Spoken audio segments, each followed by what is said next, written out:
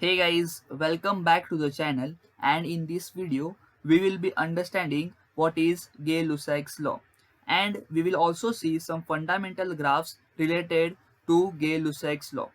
Now guys, for understanding this law in a better way, we need to have certain basic knowledge of equation of line. So I will just quickly revise the equation of line in next 2 minutes, and for understanding that, let us move on to my book. Wondering what is maths have to do when it comes to chemistry. So guys, please listen carefully over here because these concepts are going to help you all in drawing the graphs required for understanding these laws. Okay, so basics I'm going to tell you all. First of all, you must be heard of the equation y is equals to mx. This is nothing but a equation of a line, and as we all know, this equation stands for a line which passes through the origin.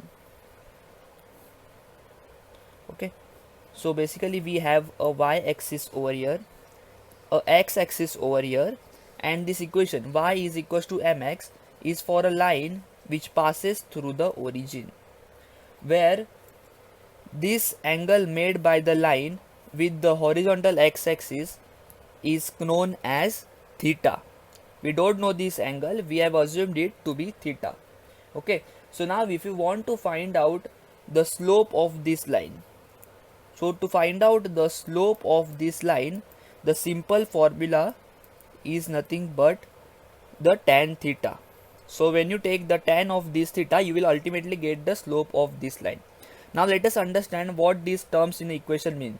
This y stands for this y-axis, a variable along y-axis.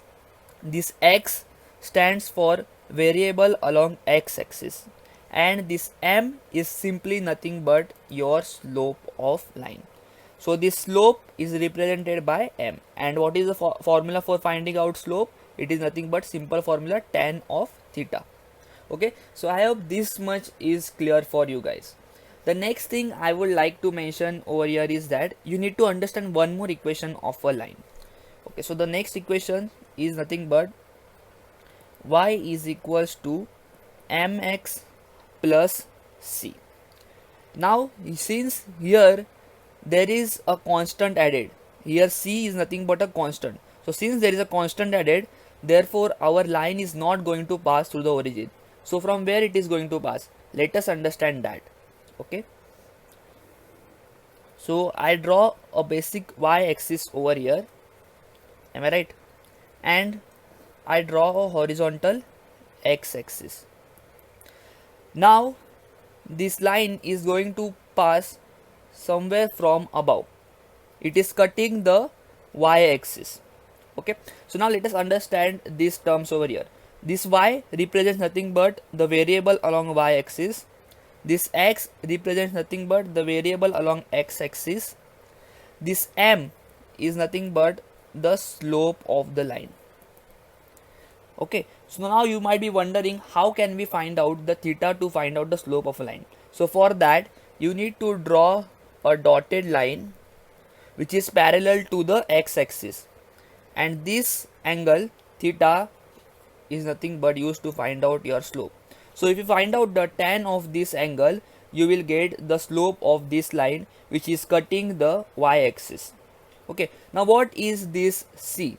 This c is nothing but the distance of the intercept made with y-axis till the distance of origin. In simple words, this c is nothing but the distance of origin till the intercept made. I hope you can pretty much see this with the help of the diagram. So I hope these small concepts are clear for you all. So guys, let us understand the third gas law, which is nothing but the Gay-Lussac's gas law.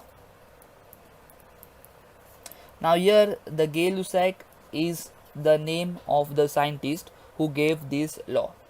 As we all know that there are four physical properties of the gas: pressure, volume, temperature, and number of moles. So what Gay-Lussac said is that if you keep volume of a gas constant, and you also keep the number of moles of a gas constant, which means that if you do not change the volume of a gas and you also do not change the number of moles of a gas, then we can find out the relation between pressure and temperature of gas. He said that pressure of a gas is directly proportional to temperature of gas, which means that if you increase the pressure of the gas, the temperature of the gas is also going to increase, and if you decrease the temperature if you decrease the pressure of the gas, then the temperature of the gas is also going to decrease, and vice versa. Now if you want to replace this proportionality sign with a equal to sign, it is obvious that you have to add a constant. So now I will write P is equals to, I am adding a constant, let's say K3. This is the constant which I am adding into T. Now can I compare this equation with the equation of a line y is equals to mx? And as we all have seen over here, that this line y is equals to mx is a line which passes through the origin. Okay, so it is obvious that we are going to get a line which passes through the origin. So first I will draw a simple y-axis and I will draw the x-axis as well. Now here the variable on the y-axis is nothing but p.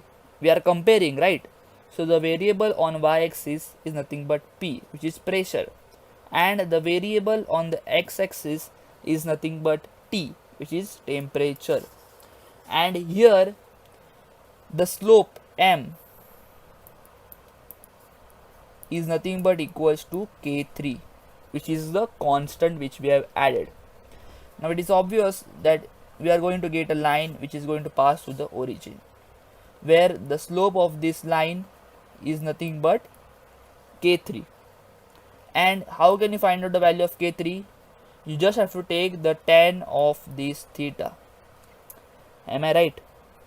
So this is the first graph of Gay-Lussac's law, that is pressure versus temperature law. Now moving ahead, I am going to consider our original equation again, which is nothing but P is equals to K3 into T. Now here, can I shift this T to the left hand side in the denominator? So I am going to get P upon T is nothing but equals to K3. Now here you need to understand this equation. This equation tells us that for every ratio of P upon T, you are always going to get the same constant value.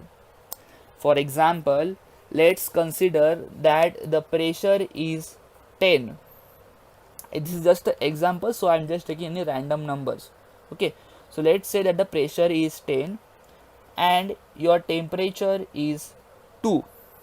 Okay, so your pressure is 10 and temperature is 2. So obvious that you are going to get the value of K3 as 5. Okay, so now suppose you increase the pressure, that I will change the increase pressure to now 15. So from 10 I am changing the pressure to 15. But one thing that you need to keep over here is that the value of constant is going to remain same, that it will be 5 only. Okay, and to get the value as 5, the temperature in the denominator is going to adjust itself. So temperature will turn from 2 to 3. Now here one thing, if you observe carefully, if the temperature has increased here, if the temperature has increased from 2 to 3, the pressure has also increased from 10 to 5. This is what the law says, that pressure is directly proportional to temperature. Okay, so what we have observed, one thing over here is that for every ratio the value of K is remaining constant.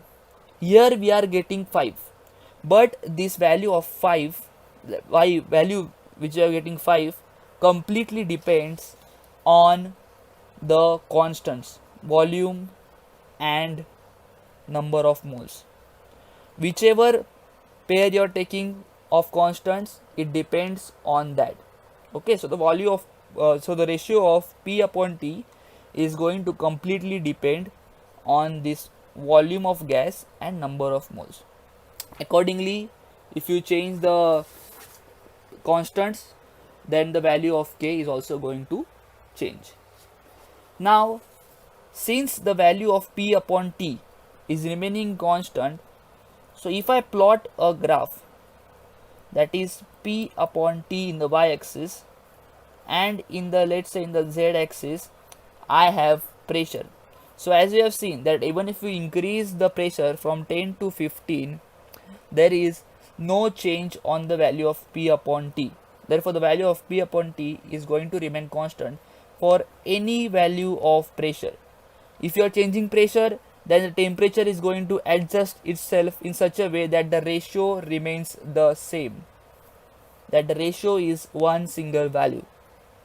Okay, similarly, for any value of temperature in the x-axis, let's say in the x-axis we take temperature, therefore P upon T is going to remain same, which means that suppose if you change the denominator, suppose you change the denominator from 2 to 3, but the pressure is going to adjust itself in such a way that you are getting the ratio as same only. So the P upon T value is never going to change, and this value K completely depends on the constants. What are the constants? Volume of a gas and number of moles. Okay, so I hope this thing is clear for you all. Now I will again consider our equation P upon T is equals to K3, and now just wait a second. So I am writing this again over here, that P upon T is equals to K3. Am I right? Now I am going to take log on both the sides. So log of P upon T is equals to log of K3. Now you might be knowing the property of a log, that if two numbers are dividing, then we can separate them by subtraction. That is, log of P minus log of T is nothing but equals to log of K3. Now what I am going to do over here is that I am going to shift this log of T to the right hand side. So after shifting this log of T to the right hand side, what I get is that log of P into log of T plus log of K3. Now can I compare this with the equation y is equals to mx plus c?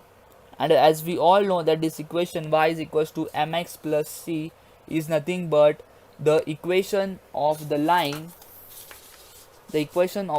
which does not pass through the origin, instead it cuts the y-axis. So let's see the graph which we are going to get. So after comparing it with y is equals to mx plus c, we are comparing this equation, guys. This is our equation. So first of all, I am going to draw a y-axis over here and a x-axis over here. Okay, now the variable on the y-axis is nothing but log of P. So the variable on the y-axis is log of P. Similarly, the variable on the x-axis is nothing but log of T. Can I write it as 1 into log of T? Yes. So the variable on the x-axis is nothing but log of T. So I'm going to write log of T over here. Now the next thing is that we all know that the slope is equals to 1. So I'm going to write m is equals to 1. And what is the formula for slope? Formula for slope is nothing but tan theta. So tan theta is equals to 1.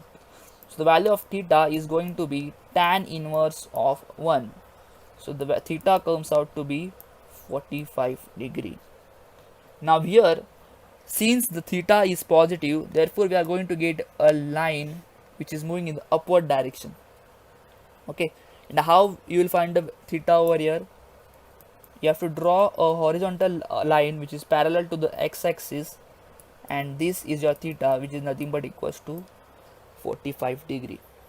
And the slope of this line is nothing but m is equals to 1. Is this clear for you all? And we have understood the use of log p in this graph, the use of log t in this graph. But what is the use of this log k3? This log k3, which is nothing but our constant, is nothing but this distance. So log k3 is distance from the origin till the intersection of the line with the y-axis. Okay, so we have done this one graph and we have understood these three graphs as well. So here we finish our third law of gas, that is the Gay-Lussac's law. So guys, as mentioned in the starting of the video, in this video we have only understood the basic graphs required for understanding the law. But when it comes to your competitive examinations, you won't be asked questions directly from these graphs. There will be certain variations, and for understanding these variations in the graph, you need to understand what is an ideal gas equation. So you can find the link of that video in the description box below. Okay, so do watch that video, and thank you for watching this video.